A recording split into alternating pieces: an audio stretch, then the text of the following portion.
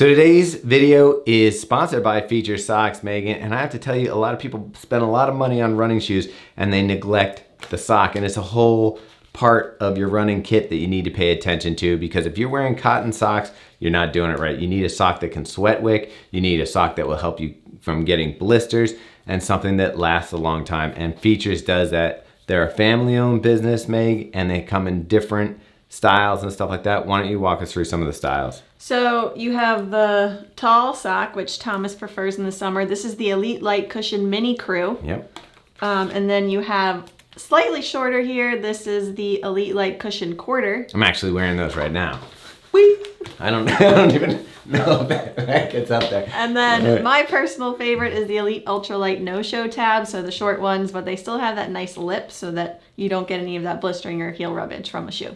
Yeah, and the other thing is they're anatomically correct and set up for the left and right foot. You might be like, why do you need a left and right foot sock?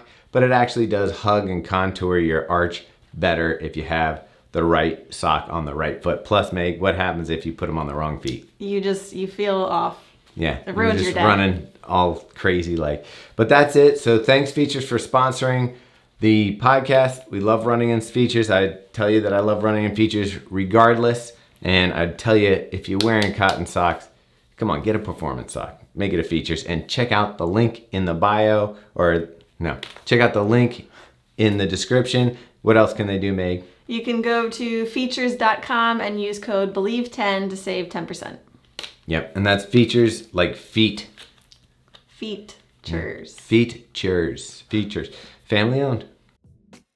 Hi, this is Thomas with Believe in the Run. And this is Megan with Believe in the Run. And today, Megan, what shoe are we talking about? We're talking about the Mizuno Wave Rebellion.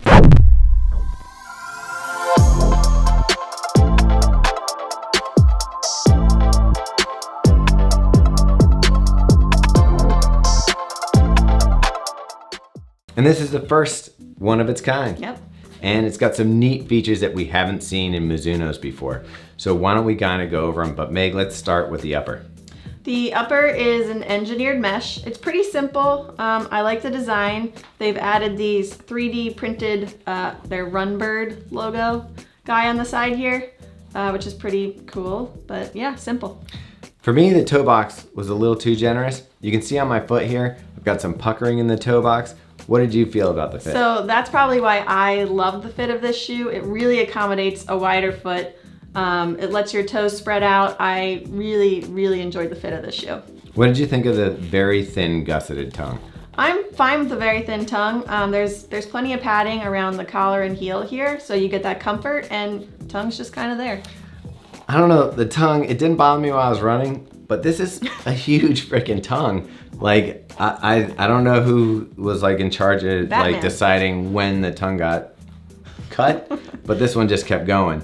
I didn't have too much heel lift, even though you're gonna see I used the runner's loop, and that was mostly because I had so much lace. Which is ironic because I love double knotting my shoes, and I could barely double knot them because I didn't have a lot of shoelace. And I wonder if it's really because of the fit and how much wider I'm using versus how much tighter you're cinching yours up. Possibly. You know, a lot of people like to put orthotics in their running shoes. This does not have a removable footbed, but I don't think it's gonna make a big difference if you want to put your own insole in there. Let's move down to the midsole. So you've got Mizuno ENERZY LITE. It's their Pebax foam. It is very light and nice and responsive. Yeah, Pebax is a kind of a buzzword. When people hear that, they think super shoe. I don't know if I will call this a super shoe. No. I think it's more like a really nice up-tempo daily trainer. Yes. Yeah. I would throw it into that category. And sandwiched in between this Pebax is a glass fiber reinforced plate. AKA fiberglass. I personally think it feels way better than their original wave plate technology, which was just the Pebax plate. Yeah, I mean, the original one is just kind of like there for like stability, and I don't know how much energy return you get out of it. I'm sure they're gonna tell me it's plenty, but for me, they've always felt clunky. This doesn't feel clunky. Yeah, this was really refreshing. It felt light, it felt bouncy. It's definitely what you want with that plate light foam combo, and I really enjoyed it out on the run. Yeah, and you can see here's the Pebax foam, here's the plate, and you're gonna see the plate kind of mimicked on the outsole there, so you can kind of see the shape of the plate and how it fits into the shoe. right there on the outsole. Felt like the outsole rubber was pretty stupendous. Yeah, it reminded me a lot of that Puma grip. It's really, really grippy, tons of traction, and also I think really durable. You're gonna get a lot of miles out of this shoe. Well, you better get a lot of miles out of here because it's not cheap. No, so this is gonna cost you $180. 180 US dollars. And for my size 10.5, this weighs 9.45 ounces or 268 grams, which isn't kind of like super shoe light. It isn't daily trainer heavy. It's kind of like right in between there, and that's why we kind of put it in that space of it's a little better, faster than a daily trainer and not as performance driven as say a super shoe that we talk about. Yeah, and so my women's 7.5 weighed 7.72 ounces or 219 grams. Again, fairly light, not super shoe light.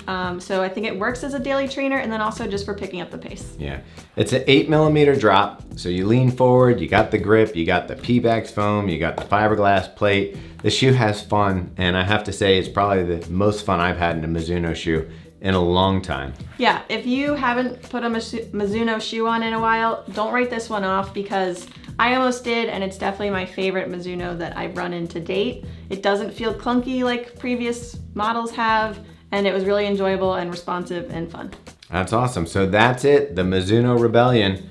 Anything else you want to tell anybody? You want to throw it at the wall? No, last time I got yelled at. Yeah, you did.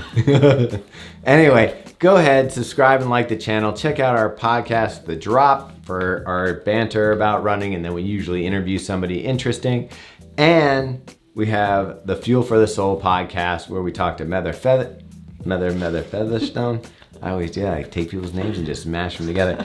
We talked to Meaghan Featherstone, who's a nutritionist, and we answer your questions about how to better perform during running. So check those both out. Again, join our Strava group. Anything else you want to see, it's on Instagram. That's about it, right, Meg? Yeah, you said it all. All right, boom. That's out. No wall hit. Oh, I still hit the wall.